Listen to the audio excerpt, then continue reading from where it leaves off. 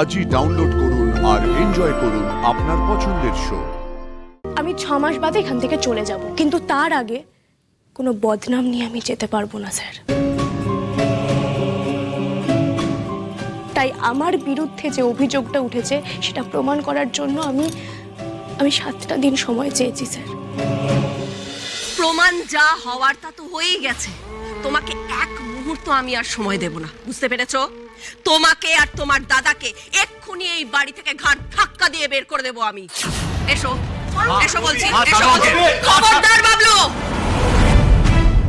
একদম নরম হবি না। এই বিষ গাছকে গোড়া থেকে কেটে ফেলে দে। দয়া দেখিয়েছিস কি মরেছিস? সুরভি, বাবলুর বাবা, তুমি এর মধ্যে ঢুকতে যেও না। তুমি এই আপদকে বাড়ি বয়ে এনেছি। আমি না মাঝে মধ্যে বুঝতে পারি না তোমাকে, জানো তো? তুমি বাবলুর বাবা তো নাকি শত্রু? কোনো ভয় নেই বাবলু, মিডিয়া প্রশ্ন করলে সব বলে দিবি। চুরি করেছিল তাই বের করে দিয়েছিস। এই চলো চলো এখান থেকে, আরে বেরো বেরো তো।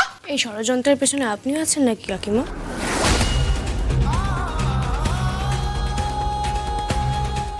সেই আমার বাবার বেলায় যেমন ছিলেন।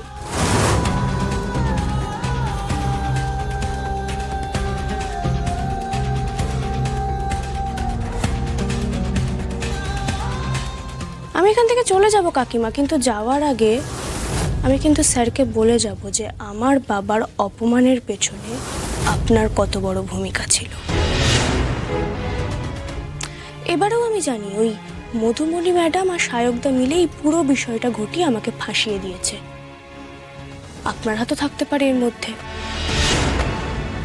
আমি শুধু আগে রেফারেন্সটা টেনে টুক করে স্যারের কানে দিয়ে দেব কথাটা। তারপর আপনার বাবলু আপনার কাছে থাকবে তো কাকিমা?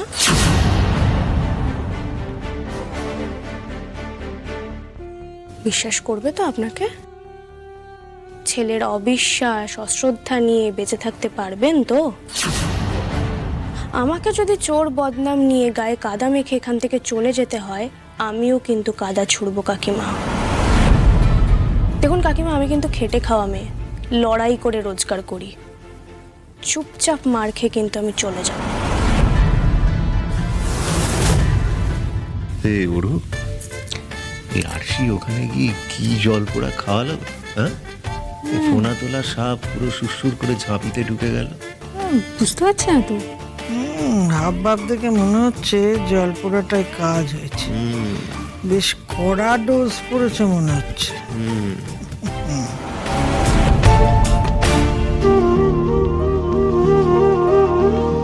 স্যার, বেড যদি করে দিতেই হয় তাহলে আপনি দিন, কারণ আমার বিরুদ্ধে যে অভিযোগটা উঠেছে তার সাথে আপনি জড়িয়ে আছেন। আমি কাকিমাকে সেই কথাটাই বললাম স্যার।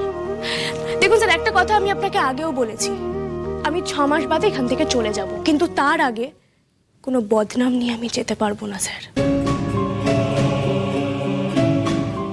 তাই আমার বিরুদ্ধে যে অভিযোগটা উঠেছে সেটা প্রমাণ করার জন্য আমি 7টা দিন সময় চেয়েছি স্যার। আপনি কি আমাকে সেই সময়টুকু দেবেন? বললাম তো, আপনি না, আমি স্যারের মুখ থেকে কথাটা শুনতে চাই। স্যার, আপনি যা বলবেন তাই হবে। আপনি আমার ফ্যামিলির জন্য অনেক কিছু করেছেন স্যার, আমি আপনার কাছে চিরকৃতজ্ঞ। আর শুধুমাত্র আপনার জন্যই আমার বাবার সিনেমা হলটা চলছে, আমার পরিবারের মুখে অন্ন জুটছে। দেখতে গেলে আপনি আমার পরিবারের অন্নদাতা। তাই আপনি যদি আমাকে চোর বলেন, আমি সেটা মেনে নিয়ে এখান থেকে চলে যাব স্যার, কিন্তু আমি বাকিদের কথায় যাব না এখান থেকে।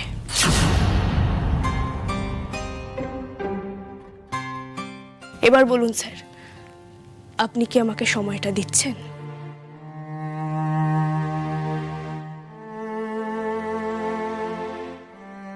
স্যার, শুটিংয়ের এই হার্ড ডিস্কটা নিতে এসেছিল, আমি নিতে দিইনি স্যার।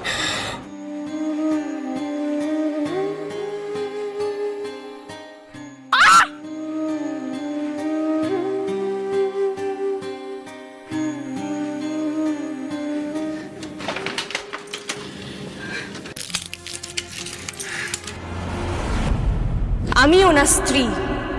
স্বাক্ষর কেউ ক্ষতি করতে এলে আমি ঢাল হয়ে ওর সামনে দাঁড়াবো সব সময়।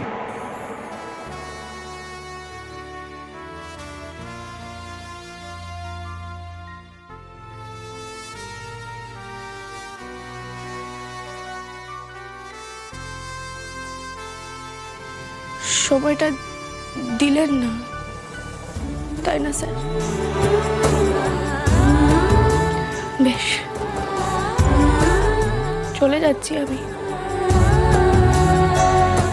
কিন্তু একটাই দুঃখ থেকে গেল স্যার, আপনি আমাকে অবিশ্বাস করলেন।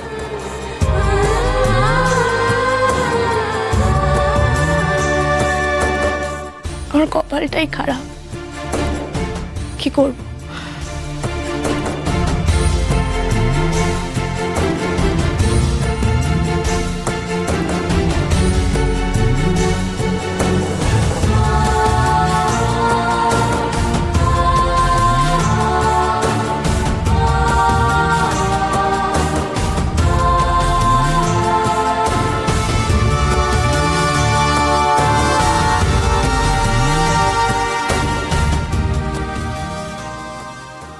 দিলাম সময়, দিলাম সময়, দিলাম সময়।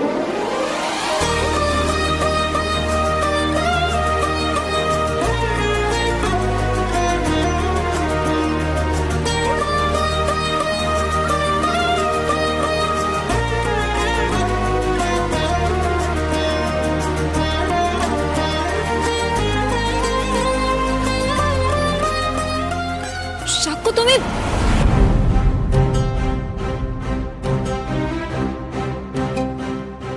আমি অনেক ভেবে দেখলাম, কিন্তু আরশিকে অবিশ্বাস করতে আমার অসুবিধা হচ্ছে।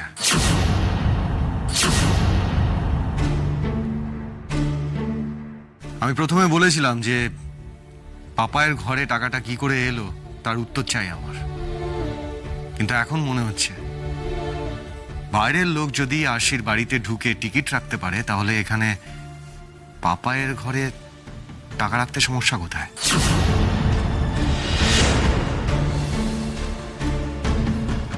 সাক্ষ্য সেটা বাইরের লোক করেছিল, আর এটা তোমার নিজের বাড়ি, এরা সবাই তোমার নিজের লোক। তার মানে তুমি এখন নিজের লোকের দিকে প্রশ্ন তুলছো? আমি কারোর ওপর প্রশ্ন তুলছি না মধু, আমি সত্যিটা জানতে চাইছি।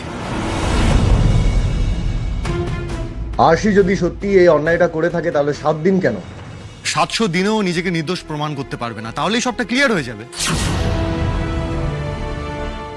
কিন্তু তার আগে আরশি এই বেনিফিট অফ ডাউটটা ডিজার্ভ করে।